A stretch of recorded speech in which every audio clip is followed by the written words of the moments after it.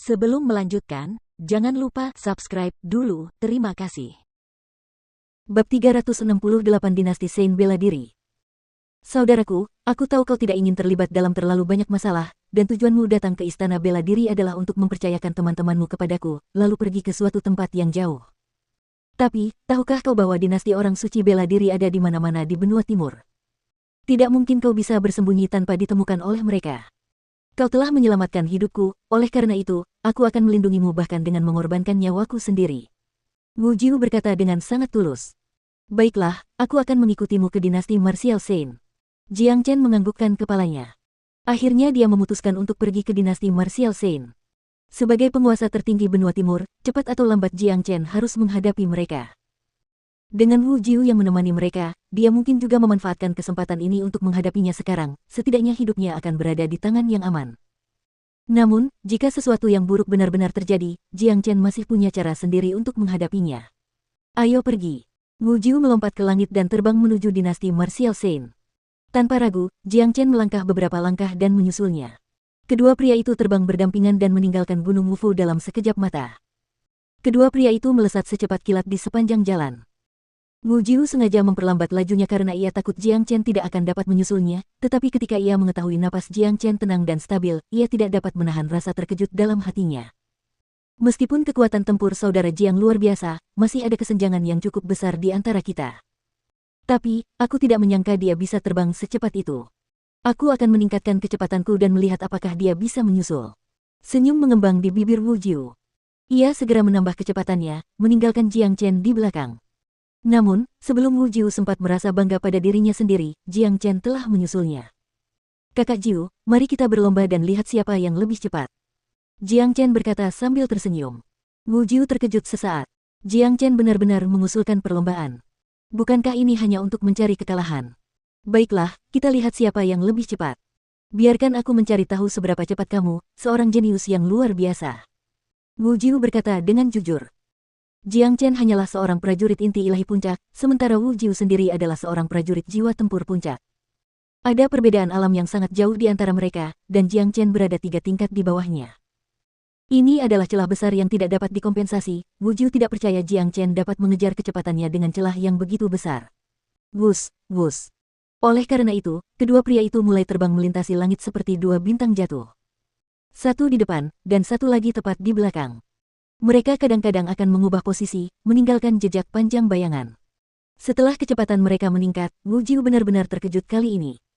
Dia terus melemparkan pandangan ketakutan ke arah Jiang Chen, karena Jiang Chen benar-benar bisa terbang berdampingan dengannya. Sulit untuk menentukan siapa yang lebih cepat. Jika Wu Jiu tidak mengalaminya sendiri, dia tidak akan percaya itu mungkin terjadi. Saudaraku, keterampilan gerakan yang baru saja kau gunakan benar-benar dapat mengganggu kekosongan di sekitarmu. Sepertinya saudaramu benar-benar meremehkanmu, kecepatanmu sebenarnya sama denganku. Jika kau menerobos ke alam jiwa tempur, kau akan jauh lebih cepat dariku. Wu Jiu berkata dengan terkejut. Dia tidak mengagumi Jiang Chen. Kecepatan pemulihan kakak Jiu juga luar biasa. Aku yakin tidak akan butuh waktu lama sebelum kau menerobos ke alam raja tempur. Jiang Chen menanggapi dengan senyuman.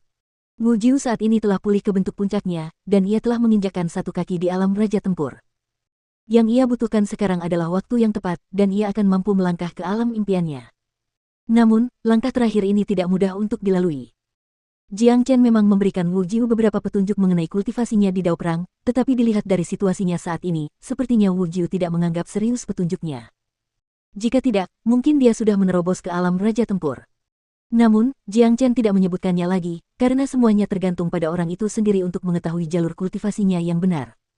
Dengan bakat Wu Jiu, Jiang Chen yakin cepat atau lambat dia akan memahami titik baliknya. Dalam hal kecepatan, tidak ada seorang pun di bawah langit yang setara dengan Jiang Chen di alam yang sama. Meskipun 9 serigala hantu adalah keterampilan untuk bertarung, keterampilan itu juga memberikan dorongan besar pada kecepatan Jiang Chen. Namun, yang paling penting adalah pergeseran dimensi. Jika dia tidak memiliki keterampilan ini, tidak akan ada cara bagi Jiang Chen untuk mengejar Wu Jiu, yang merupakan seorang prajurit jiwa tempur puncak. Untuk melepaskan sepenuhnya kekuatan dimensional C+V, Jiang Chen harus mencapai alam Combat King dan menguasai dimensional Low. Di kehidupan sebelumnya, tidak ada yang bisa menandingi kecepatan Jiang Chen saat ia menggunakan dimensional C+V. Momen yang membanggakan dalam kehidupan Jiang Chen sebelumnya adalah saat dia menjadi prajurit kaisar tempur puncak, dan dengan bantuan shift dimensi, dia mampu melarikan diri dari 3 prajurit Shang kecil. Jarak antara Istana Bela Diri dan dinasti Santo Bela Diri tidaklah jauh, jadi dengan kecepatan Jiang Chen dan Wu Jiu, mereka tiba hanya dalam waktu setengah jam. Dinasti marsial Shang adalah negara adikuasa tertinggi di seluruh benua timur, dan tidak ada yang mampu menggoyahkan posisinya. Dilihat dari kejauhan, itu adalah monster raksasa yang meliputi lebih dari 500 km keliling. Istana-istana mewah ada di mana-mana, dan bahkan bangunan-bangunan paling biasa di sini dipenuhi dengan aura bangsawan. Luar biasa, agung, mulia, mewah. Itulah kata-kata terbaik untuk menggambarkan dinasti marsial Shang. Hanya dengan berdiri di luar, seseorang dapat dengan mudah merasakan atmosfernya yang luar biasa, yang menyebabkan seseorang dipenuhi dengan kekaguman.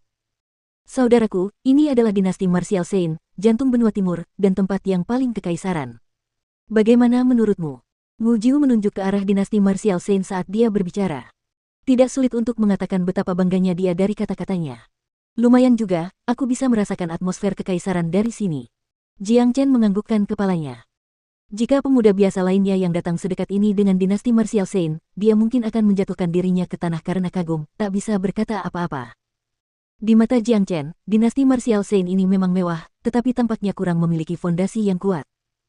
Semua bangunan di sini memang luar biasa, tetapi dibandingkan dengan negara adikuasa sejati di benua ilahi, perbedaannya sangat jelas.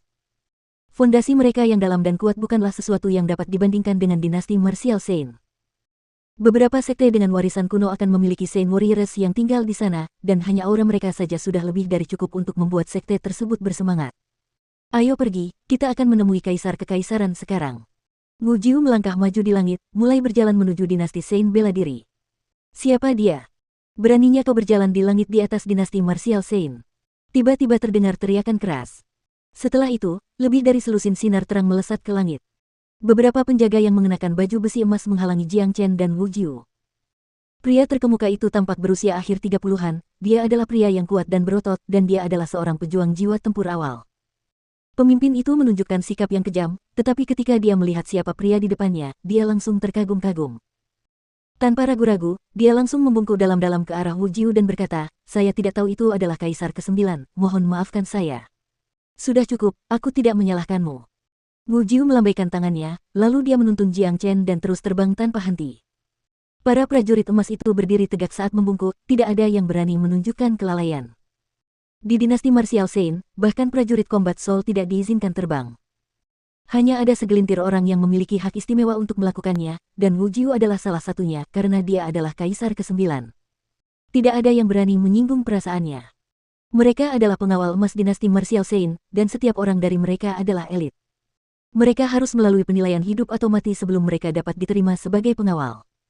Banyak jenius istana marsial menjadi pengawal emas setelah meninggalkan istana marsial. Wu Jiu menjelaskan, mereka memang penjaga yang kuat. Jiang Chen menganggukkan kepalanya. Para prajurit perkasa di dinasti marsial Shang bukanlah seseorang yang dapat kau bayangkan.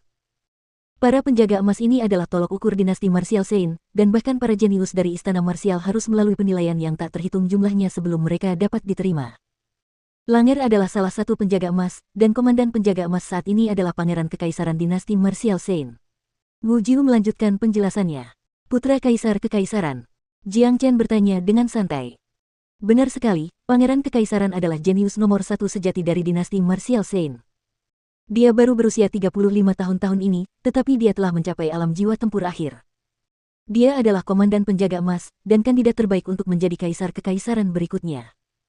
Ketika menyebutkan pangeran kekaisaran, bahkan Wu Jiu pun harus memujinya. Istana Santo Bela Diri.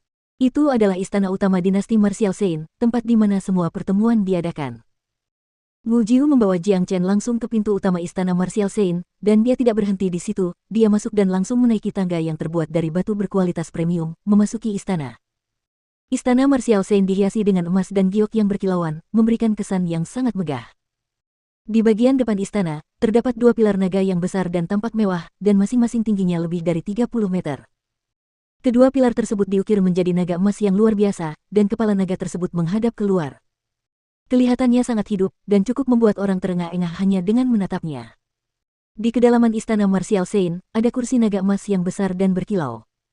Saat ini, seorang pria sedang duduk di kursi naga ini, dan dia tampak seusia dengan Wu Jiu, keduanya tampak berusia 40-an. Dia mengenakan jubah naga emas, dan mahkota besar yang berkilau di atas kepalanya, membuatnya tampak sangat agung. Pria itu berwajah tegas, dan memancarkan aura heroik. Meskipun dia tidak marah, dia tetap menunjukkan aura yang mendominasi. Hanya dengan duduk diam di sana, dia dapat dengan mudah membuat siapapun ingin bersujud di hadapannya. Pria ini adalah Kaisar Kekaisaran Dinasti Martial Saint, pria paling agung di seluruh benua timur. Setelah Jiang Chen memasuki istana, dia langsung mengalihkan pandangannya ke Kaisar Kekaisaran. Dia adalah orang terkuat yang pernah dia temui sejak reinkarnasinya, dan dia dapat dengan mudah merasakan riak dimensi mengelilingi orang ini dengan indranya. Itu hanya sesuatu yang muncul setelah menguasai hukum dimensi. Kaisar Kekaisaran adalah seorang prajurit raja tempur yang benar-benar perkasa. Ada puluhan pria selain Kaisar Kekaisaran, dan semuanya mengenakan pakaian mewah dan memancarkan aura bangsawan. Di antara pria-pria ini, Jiang Chen mengenal 6 orang, karena mereka adalah orang-orang dari Sekte Pedang Myriad dan klan Sangguan yang datang meneriakinya kemarin di Istana Bela Diri. Adapun pria-pria lainnya, dia tidak mengenal satu pun. Namun, mereka yang diizinkan berada di sini semuanya adalah pria dengan status bangsawan, tidak ada dari mereka yang merupakan pria biasa. Jiang Chen tidak mengenal orang-orang ini, tetapi dia bisa merasakan agresivitas dari cara orang-orang ini memandangnya.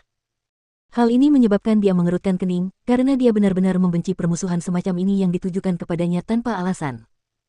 Yang lebih penting, Jiang Chen jelas bisa merasakan permusuhan dan penolakan dari cara orang-orang ini memandang Wu Jiu. Jika tebakannya benar, orang-orang ini pastilah kaisar lain dari dinasti Martial Saint.